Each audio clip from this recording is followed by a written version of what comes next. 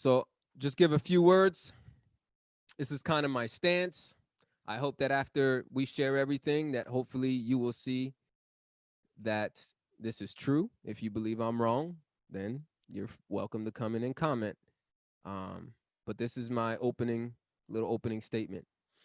I believe it is your duty to be an advocate for justice, not just personally, okay, not just inwardly, not just mentally in your mind, or not just to your immediate family, uh, but in your household and openly in the world.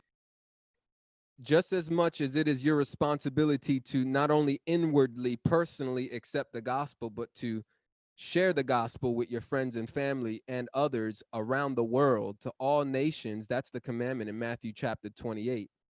The Great Commission is to go and make disciples of all nations. The gospel is for everyone.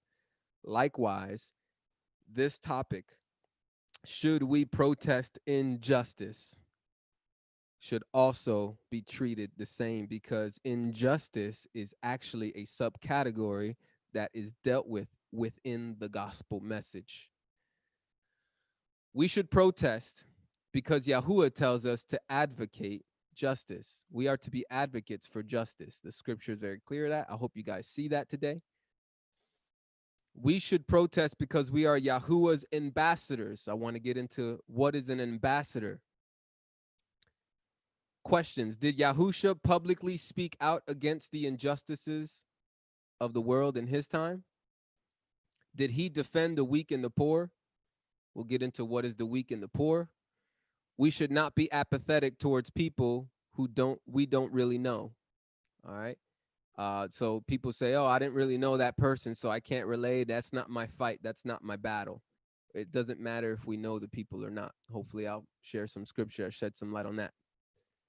Some say, but we live under a wicked system. This is a lot of people in my audience in the Hebrew roots Messianic community, conspiracy theories community. Everybody says we're under Babylon. This is all Babylonian.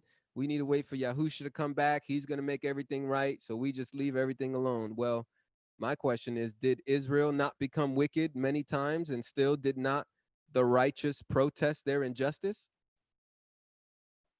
So hopefully you will see that this has a lot of merit and is true.